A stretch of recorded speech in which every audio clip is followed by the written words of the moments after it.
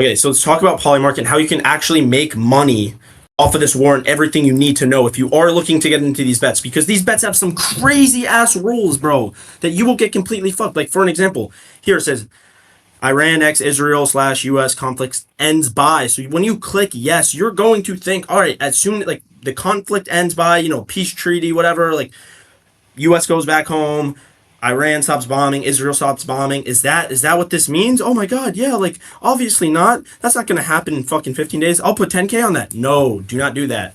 Because what these prediction markets do, and they don't even make money through this, but they have these very generalized claims, right, in these rules. So they can almost pick and choose what they want to do with these claims. And we've seen Kalshi do it time and time again. Polymarket somewhat, you know what I mean? Somewhat we've seen do it, but they're a lot better with it, and that's why I'm sticking to Polymarket. I have a lot of money placed on Polymarket at the moment. I'm looking to get around anywhere from 15 to 20K. I might put another 4K on these markets, but like if you're looking to actually make money off of this, you got to know these rules. So like we can see here that, when Trump announced the ceasefire, and this is very important, it was like, look at this, 3.8%. If you would have bought the yes and you had somewhat of an information that the ceasefire was going to happen, or even just being on top of your news, bro, you could have sold it up here for like 6%, 10x. Because with Polymarket and with these prediction markets, you can buy and then you can sell your position. So you can treat them like a stock. You know what I'm saying? And that's what you should be doing, and that's how you should be looking at this. And that's what I'm going to do after this, after I hit for April 15th and April 30th. Right now, I need a hold because I missed out on my exit. I could have exited for almost 99% or 95% of my money. I just wasn't paying attention, and that's on me. Because why would I hold something with this vol? You know what I mean? Why would I hold something? So I got in all the way, like somewhat around here, like 48%, like really good, really good. And I have screenshots for everything. I got in really fucking good, almost 50%. I don't know why it's not showing over here, but I didn't like top tick, but I think I might have almost top ticked. I got in around 50%. So at 6%, it was like 1,000 to pay out like 2K or whatever, because I got in so well. And my cash out was almost around 2K, so I could have got out. But so that's how you got to treat these markets. But we can see, like, what does this exactly mean? Like, we can build a model.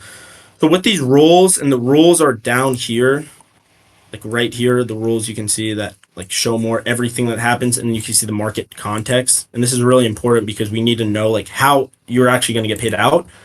So like for this specific, Iran x Israel / US conflict, does it end April 15th, right? So what does this exactly mean? Well, in the exact rules, it states this market will resolve to yes if there's a continuation 14-day period without any qualifying military action between Iran. Okay, sounds, you look at that, maybe it doesn't make sense. You read it a couple times, it makes sense. What does military action mean? Right? And they define it multiple ways. Like right here, it says only actions by Iranian forces claimed by blah, blah, blah, Islamic Republic of Iran, or confirmed, blah, blah, blah, blah, blah. But the key words here, this does not count, right? It's like the attacks on Lebanon and these other attacks that you see, that does not count as part of the 14-day period, right? So there needs to be a 14-day period without military action between Iran, not including these attacks. And that's what you have been seeing on social media. You know what I'm saying? That's what you have been seeing, these attacks. Like I think Israel attacked them this morning, or got attacked by them this morning. But it wasn't actually Iran. It was these other countries or these other terrorist groups. And yes, some of them are based in Iran, but it's not the what's the exact words? The Islamic Republic of Iran, right? So keyword must continue, blah, blah, blah, 14th day calendar. Day after the strike is confirmed. What does this even mean? Must continue uninterrupted through 12 p.m. ET on the 14th calendar day after the strike is confirmed. Like it's so, this is what I mean when you have to read the rules and they're so like, how do you interpret this? So I, said to build this model exactly like how you can, so it's like a better picture. But there's two ways you can interpret this, and one of these might be completely right, and I might be maybe missing some information here. But if you go in the comments in these, everyone is fucking clueless. No one knows what the fuck's going on. And some people don't even know about this 14-day period. They still think what you guys probably think, right? So we can see the 14-day window must begin and complete by April 15th. So this means that you need that start April 1st. Active combat was going on April 1st. So this is like an easy no, right? So like what this means is basically you need the 14-day period is after, like from like before April 15th, right? So all the way from April 1st to April 14th, if there's a 14-day period, you lose because you placed, specifically you placed the April 15th one, right? So 14 days, no military actions. That means no U.S. bombing, no Israel bombing, no Islamic Republic of Iran bombing, no attacks on each other. And if that happens for 14 days prior to April 15th, you win. And that's how I originally interpreted it. But then you realize, why is it 60%? And you go a bit deeper in and you realize, okay, I might be wrong and I might be interpreting it wrong. So what's the other way you can interpret it? Is the 14-day window just needs to begin before April 15th. This is where it makes sense why the market is priced at 62%, but it isn't necessarily bad. And what this basically means is before April 15th, if we have the ceasefire, let's just say starting today, I think was the first day, or yesterday, it is April 8th. The ceasefire started today. April 8th, 14 days from now, is April 22nd. If there is no military action between all the three countries, then that means you lose. You lose, even though it's past April 15th. And that's why you see here that the April 7th one isn't resolved. And that's why I think this is the actual correct interpretation, right? Of how you can interpret these rules. Because this would be resolved. And that's why there is still a lot of people buying this. 30%, you know what I'm saying? And at one point, it went up to 61%.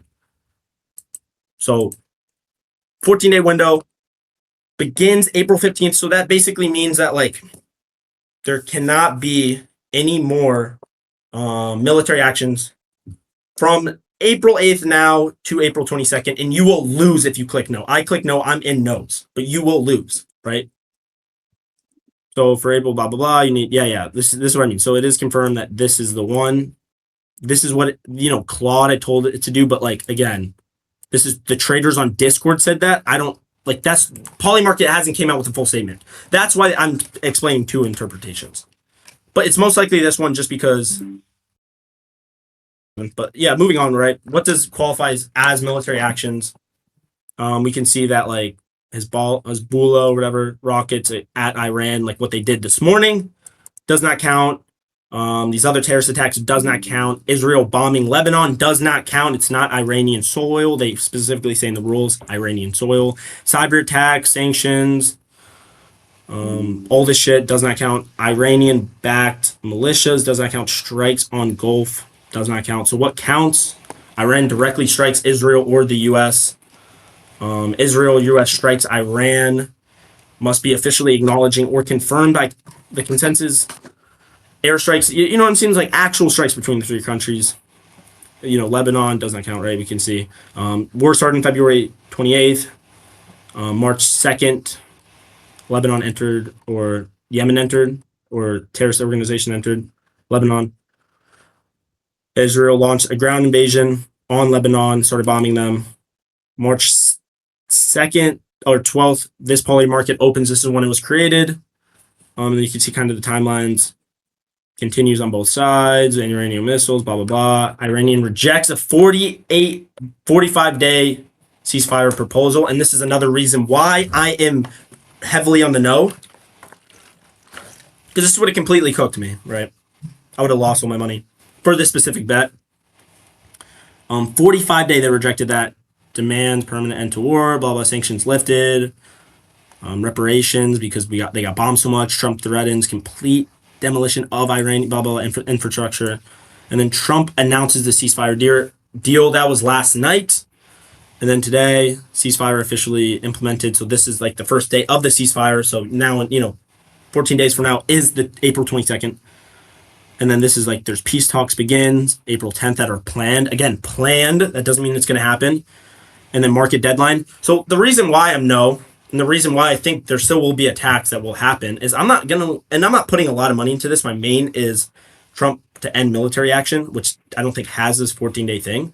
But the reason why I know is because you can see that like Trump has been and Iran have been capping their asses off for the last 2 to 3 weeks, saying we're close to a deal, and then Iran's tweeting, no, we're not, and blah, blah, blah, blah, blah. I mean, Trump's saying stuff that will cause the market not, so we don't go into recession, causing, bullish price movement on purpose, knowing that some of this stuff isn't true. I mean, whether you believe that or not, that happens all the time. So again, like Iran literally said this is a pause, not an end to. That's what they stated. They said it's a pause, not an end to military operations. So they are still planning, I think, on doing stuff. And between Israel, Iran, and the U.S., you don't think one of them is going to backstab this or break this agreement, especially because Israel's continuing to bomb Lebanon, which is allies with Iran? Like, you're out of your mind if you don't think that's going to happen. Or you don't even think that maybe China or Russia will come into play somewhat, right? So that's why I'm heavily on the no. It just needs one time, one thing to happen, and we get paid.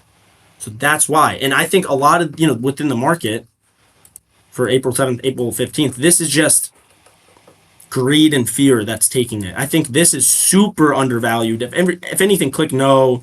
It'll probably go down to like around 50%. Is this a coin flip? Possibly. It possibly is. Do I think I think we're more favored towards no, though. This is the most fragile ceasefire we've ever seen. Like, you know what I'm saying? Like, I don't think this actually does anything. I don't think the ceasefire is going to last 14 days.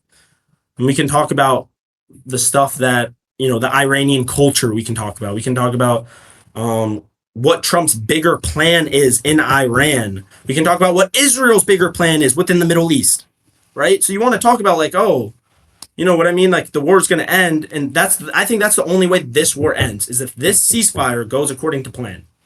So that's my mindset. If this ceasefire goes according to plan, I think this war will end. Do I think this war will end? Do I think all three sides wants this to end? Do I think Israel wants this war to end? No. Do I think Iran wants this war to end?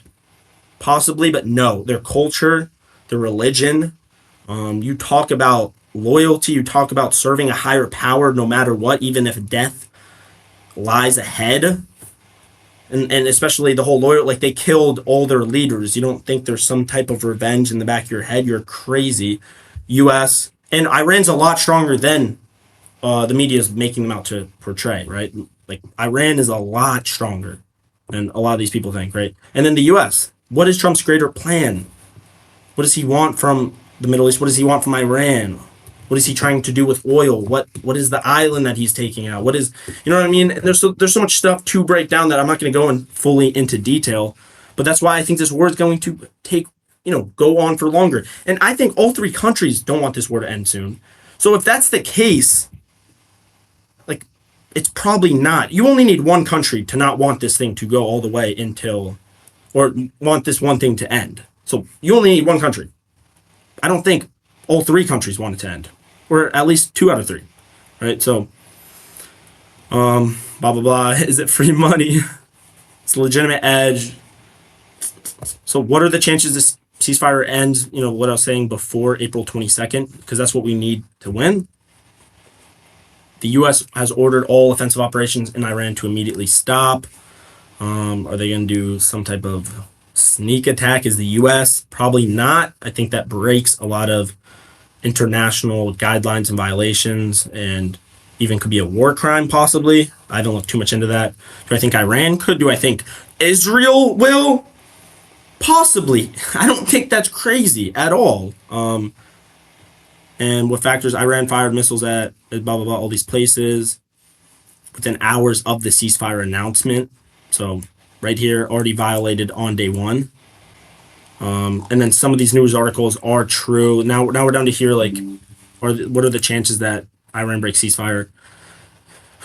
pretty high on day one. They're already bombing each other. They're continuing to do it. I think this is a pretty easy yes, pretty easy no. I mean, a pretty easy no on this. I don't think the market should be 60% in favored for yes. And I think that's just greed and fear and panic within the masses. And it's easy mass psychology. And I think you will get paid out for it. Again, like, I'm not a financial advisor. Don't, like, this could obviously, world peace. This could all end in everyone loving each other and no one fights for those 14 days. Which, yeah, if no one fights for those 14 days and it hits April 22nd, it will resolve to yes. And then you lose your bet. So that's really it. And like, this is why you need to really look at these markets and just like look at the rules and really analyze the rules. You know what I'm saying? Because if you don't do that, you're just going to read the title of it. Oh, Iran x Israel / US conflict ends by, and you're going to get cooked. All right. Really what I got for y'all on this. I can go over some other bets, but this is what you need to know exactly. What is good and bad and what, accounts for military action and what, like, if you are planning on taking this bet, this is everything you need to know for it. And you need to look at the war and you need to look at the news you're watching and think culturally. You need to think way more neutral, kind of stay away from focusing on one specific news outlet or news site, because a lot of them cap all the time. And you need to look at this from a perspective that, hey, what is actually, like, use somewhat of common sense here. You know what I'm saying? Use somewhat of common sense. And I've been doing that, and that's how I make money off of news. And that's what I've been doing since I started 3 years ago with Bitcoin and doing these put calls. And you know what I'm saying? So it's really, you just got to break it down. It's not hard, but you just need to take a step back and look at stuff and don't rush into trades. So, yeah.